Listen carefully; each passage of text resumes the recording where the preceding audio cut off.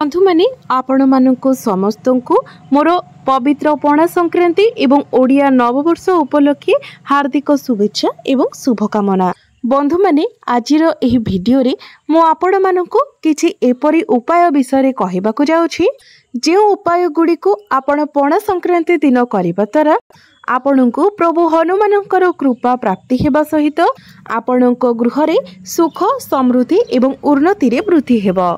आपणकर आर्थिक समस्या मध्य दूर होइजिब। बंधु माने महाविषुव पणा संक्रांति दिन हनुमान जयंती मध्य पड़ी थाए। तो एही दिन जदि आपण प्रभु हनुमान को यथाविधि पूजार्चना करी एही उपाय गुड़िकर पालन करिथान्ते तो एहा द्वारा आपणको गृह रे सुख समृद्धिर वृद्धि होइथाए, आपणकर उन्नति होइथाए एवं आपणकर समस्त मनस्कामना मध्य पूर्ण होइथाए।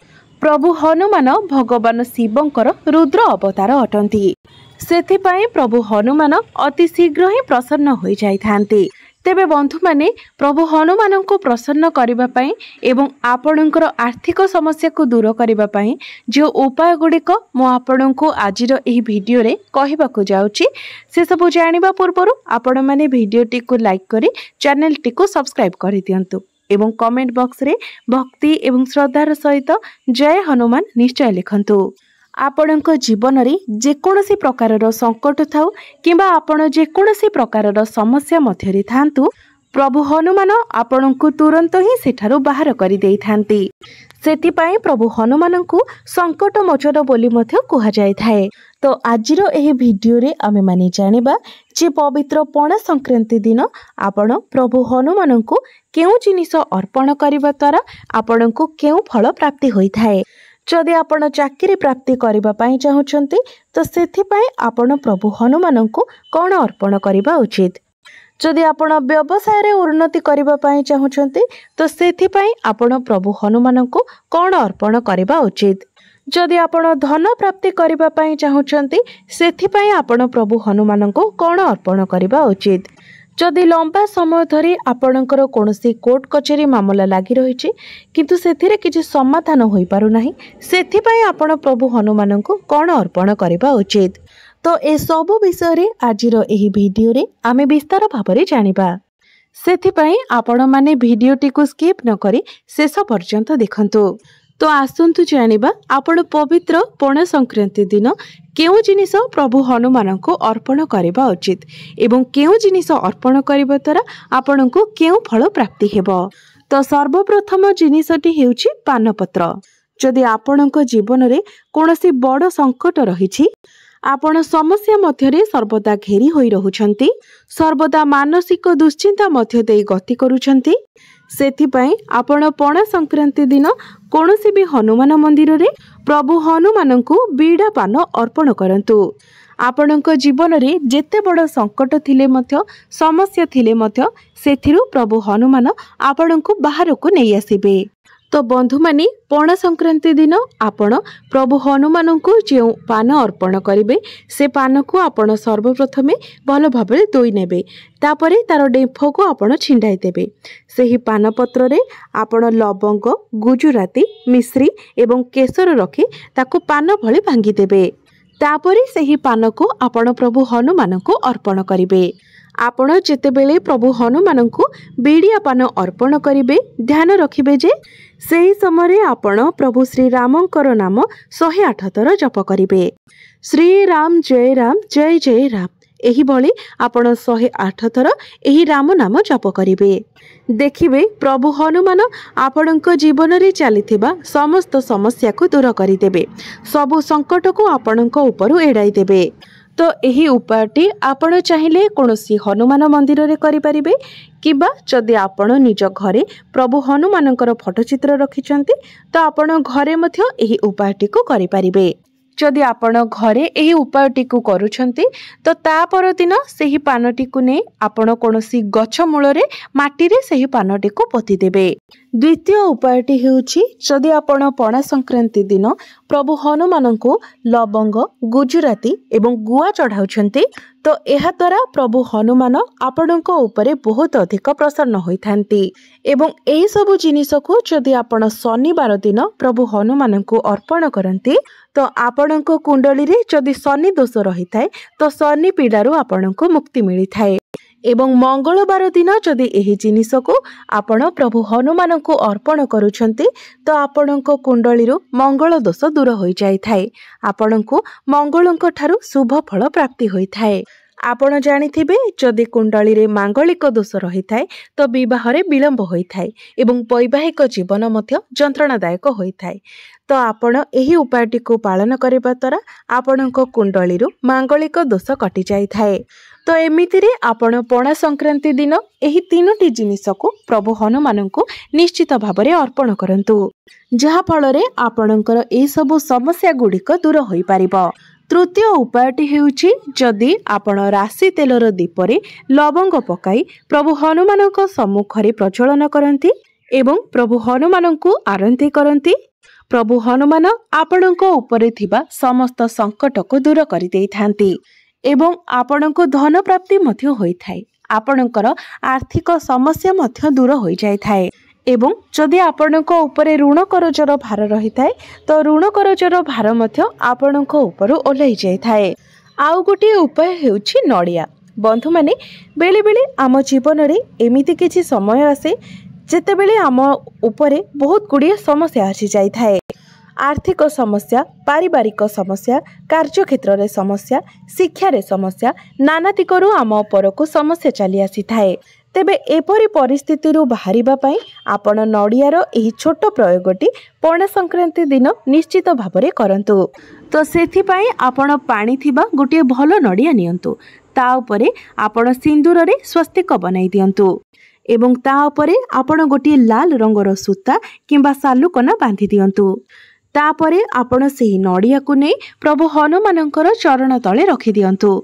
तो आपण सेथि पई गोटे नडिया नियंतु एवं लगातार तो बंधु माने लगातार 11टी मंगलवार पर्यंत आपण एही उपायटी पालन करंतु। प्रत्येक मंगलवार दिन आपण नडियाटी को नै जांतु प्रभु हनुमानंकर चरण तले रखि दियंतु तापरे पुणी सेही नडिया को निज साथी रे नै आसंतु एवं पुनर्बार तापर मंगलवार दिन आपण सेही नडिया को नै प्रभु हनुमानंकर चरण तले रखि दियंतु एवं ताको पुणी निज साथी रे नै आसंतु। एपरि भापरे 11टी मंगलवार आपण एही उपाय को पालन करंतु। तापरे 11टी मंगलवार जेतेबेले आपणकर कंप्लीट होई जिवो तापरे गोटे लाल रंगर कपड़ा रे किछि सोरिष रखी एवं सेही नडिया को रखी आपण बांधी दियंतु तापरे सेही नडिया को आपण सेही कपड़ा सहित निजर मुख्य द्वार सम्मुख रे बांधी दियंतु। एपरि करिबा द्वारा आपणक जीवन रे चलीथिबा समस्त समस्या गुड़िक दूर होई जिवो। जदि आपणक गृह उपरे केही कला जादूर प्रयोग करिथिबो किंबा गृह उपरे कोनोसी नजर दोष रहिथिबो तो से सब मध्य कटि जिवो। बंधु माने एही सबु उपाय गुड़िक तत्काल आपणको फल प्रदान करिबो नाही सेथिपई आपणको टिके धैर्य रखिबाको हेबो किंतु एहा निश्चित भाबरे आपणको फल प्रदान करिबो एवं सबु समस्या मध्यरु मध्य आपणको बाहर को नै आसीबो। तेबे सेथिपई किंतु आपणको निज मनरे संपूर्ण भाबरे विश्वास एवं भक्ति रखिबाको हेबो। तो आपण आपणको घरर सुरक्षा पई एही उपायटी को निश्चित भाबरे पालन करंतु। एहा परे हेउछि गुड़ एवं चणार प्रसाद। बंधु माने गुड़ एवं चना प्रभु हनुमान को बहुत ही पसंद अटे।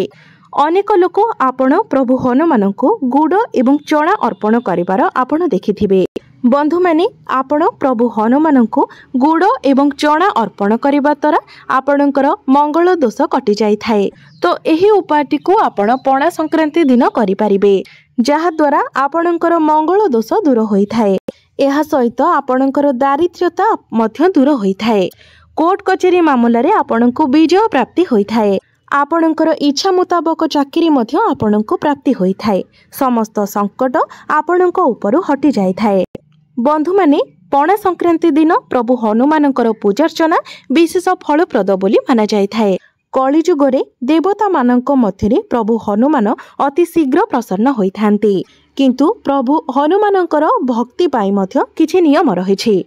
प्रभु हनुमानंकर पूजारे शुद्धता उपरे अधिक ध्यान दिया जाए। ଯେଉଁଠାରେ ଆପଣ ପ୍ରଭୁ ହନୁମାନଙ୍କର ପୂଜାର୍ଚ୍ଚନା କରୁଛନ୍ତି ସେଠାରେ ଆପଣ शुद्धता ବଜାୟ ରଖନ୍ତୁ। प्रभु हनुमानଙ୍କ सहित माँ अंजनी एवं प्रभु श्रीरामଙ୍କର ମଧ୍ୟ ପୂଜାର୍ଚ୍ଚନା କରନ୍ତୁ। ଆପଣଙ୍କର ଚିନ୍ତାଧାରାକୁ ମଧ୍ୟ ଆପଣ शुद्ध ରଖନ୍ତୁ। प्रभु हनुमानଙ୍କର ପୂଜାରେ ଲାଲ ରଙ୍ଗକୁ ବ୍ୟବହାର କରିବା ସର୍ବୋତ୍ତମ ବୋଲି ମନାଯାଇଥାଏ। प्रभु हनुमानଙ୍କର ପୂଜା କରିବା ସମୟରେ ଆପଣ ଲାଲ ରଙ୍ଗର ବସ୍ତ୍ର ପିନ୍ଧନ୍ତୁ। प्रभु हनुमानଙ୍କୁ ଆପଣ ନାଲି ରଙ୍ଗର ଫୁଲ ଅର୍ପଣ କରନ୍ତୁ। ହନୁମାନଙ୍କୁ ଆପଣ କେବେ ବି ପଞ୍ଚାମୃତ ଅର୍ପଣ କରନ୍ତୁ ନାହିଁ ଏବଂ ପ୍ରଭୁ ହନୁମାନଙ୍କର ପୂଜା ପୂର୍ବରୁ ଆପଣ ଗୋଟିଏ ଦିନ ପୂର୍ବରୁ ବ୍ରହ୍ମଚର୍ଯ୍ୟ ବ୍ରତର ମଧ୍ୟ ପାଳନ କରନ୍ତୁ ଏବଂ କାହା ପାଇଁ ଆପଣ ନିଜ ମନରେ ଅନିଷ୍ଟ ଭାବନା ମଧ୍ୟ ରଖନ୍ତୁ ନାହିଁ। ନାରୀମାନେ ପ୍ରଭୁ ହନୁମାନଙ୍କୁ ପୂଜା କରିବା ସମୟରେ ପ୍ରଭୁ ହନୁମାନଙ୍କର ପ୍ରତିମାକୁ ଛୁଇଁବା ଉଚିତ ନୁହେଁ। शास्त्रे एहाकु अशुभ बोली माना जाए कारण प्रभु हनुमान ब्रह्मचारी अटंती। तेणु कौनसी भी महिला प्रभु हनुमान को छुईबा उचित नुहे। बंधु माने जेतेबेले आपणक कुंडली रे मंगल ग्रह अशुभ स्थिति रे रही थांती सेतेबेले आपणक प्रत्येक कार्य रे बाधा आसी थाए। बारंबार आपणकर दुर्घटना घटी थाए। भाई भौणी सहित मध्य आपणकर संपर्क खराब होई थाए। भूमि एवं धनर सुख आपणको प्राप्ति होई पारि न थाए। सेथिपाई पणा संक्रांति दिन जेतेबेले आपण पूजा पाठ करबाकू जाउछंती सेतेबेले आपण प्रभु हनुमानଙ୍କ उद्देश्य रे दीप जालिबा समय दीप तले आपण किछि मसूर डाली रखंतु। लाल रंगर मसूर डाली रखंतु। प्रभु हनुमानଙ୍କୁ प्रसन्न करबा पई गुड़ एवं चणार भोग अर्पण करंतु। एपरि करबा द्वारा आपणकर समस्त समस्या दूर होई जाय थाए। आपण जदि प्रभु हनुमानଙ୍କୁ बुंदीर लड्डू अर्पण करती तो आपणଙ୍କୁ नवग्रहंकर ठारू शुभ फल प्राप्ति होई थाए। आपणଙ୍କୁ ग्रह शांति होई जाय थाए। आपणकर मनोस्कामना मध्य पूर्ण होई थाए। एहा परे हेउछि अटारे दीप। जदि आपणଙ୍କ उपरे ऋण करजर भार रहिछि आपणଙ୍କୁ आर्थिक समस्या दे गति करबाको पडुछि सेथिपाई आपण गोटे छोटिया प्रयोग निश्चित भावरे करंतु। अटा चकटी आपण सेथिरे 5टी दीप बनै दियंतु एवं बर गछर 5टी पत्र आपण नियंतु। तो आपणଙ୍କୁ संध्या समय एही प्रयोग करिबार अछि। तो प्रत्येक पत्र उपरे आपण गोटे लेखाए दीप रखि दियंतु। एबे एही दीपरे आपण तुळाबती एवं घिओ दियंतु। तापरे से सबको नै आपण प्रभु हनुमानଙ୍କ मंदिर को जांतु। गोटे थाली रे 5टी जाक बरपत्र रखी प्रत्येक पत्र उपरे आपण गोटे लेखाए दीप रखि दियंतु।